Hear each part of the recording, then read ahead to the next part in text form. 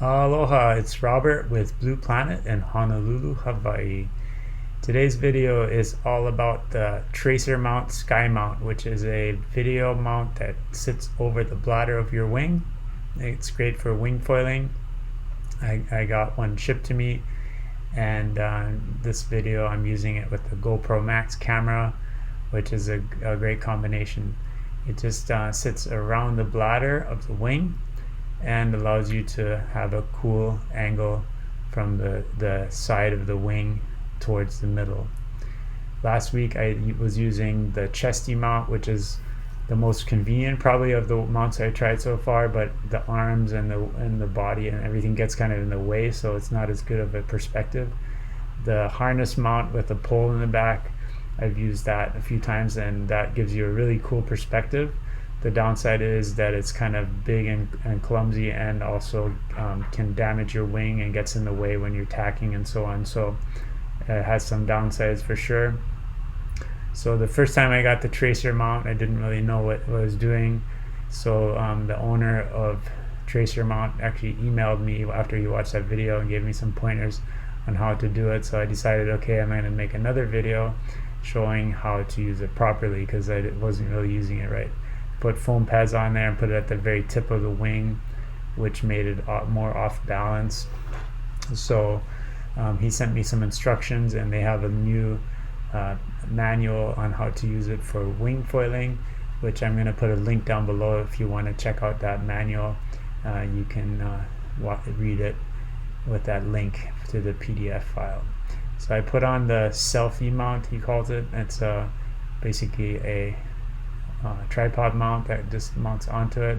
Gives you a lot more options on the angle you want to shoot from. And then I also removed the foam pads so that I can have a bigger diameter, inside diameter, and kind of put it further up on the wing and not at the very tip. Now when I tested it with the foam pads on, the thing floated with the camera on it, but without those foam pads it just sinks. So I was a little bit concerned that if you do lose pressure in the bladder, that it would just come off and then I could lose my camera. So I got these foam floaties from our shop. We're selling these for $1 each. They're for GoPro cameras, but I put a couple of those on it, and with those it actually floated.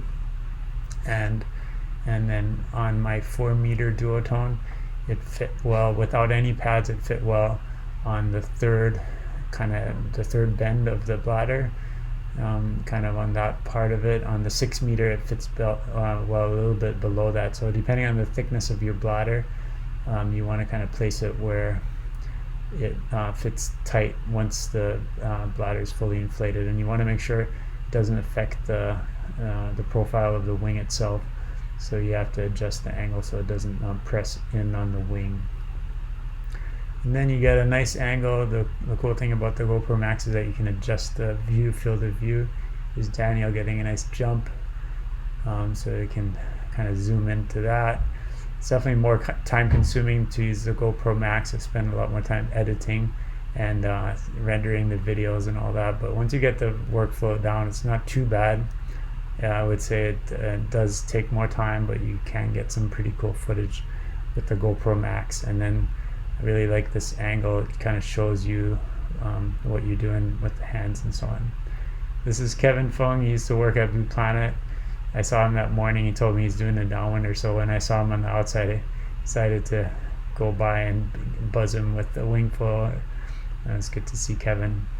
Yeah, he used to work for us. Now he's managing his family business. Doing well. Good to see you, Kevin.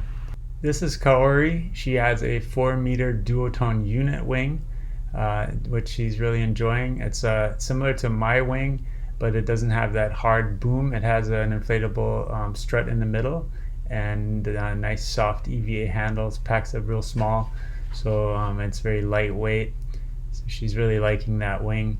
I've been getting a few requests from people on doing a test of different wings, and with different people giving their feedback. So we might do that soon. I'm going to try to put that together soon, maybe once we don't have that shutdown anymore. Right now we can't gather with more than 5 people. Here's a jump jibe, pushing off the back foot, landing, trying to keep the weight right in the center. I was also planning to do a video on that I didn't pull these ones off, so they're not very good examples. But I am planning to do more videos in the future, how-to videos, how to tack, how to jump jibe, and a few other ones. So I'm working on all of those. But if you want to see any other videos, let me know. We'll always good to have different ideas. Here's Jeff Chang. He has his brand new Armstrong A-Wing, which he's been enjoying. He's saying he's still getting used to it. He said it felt a little bit stiff compared to his F1, which has a lot more give and flex. One thing I really like about the Armstrong wing, looking at it, it has these little lines on the trailing edge, leech lines, so they kind of hold the trailing edge tight, keep the power in the wing, which is one thing that I really didn't like about the older Duotone foil wings. The first generation, they got really loose in the back and kind of were flopping around a lot and didn't keep a nice shape. So I think having those lines, even in my current Echo wings, I'm thinking about adding those, maybe have a sailmaker add some lines in the trailing edge. I think that it'll just keep it nice and tight.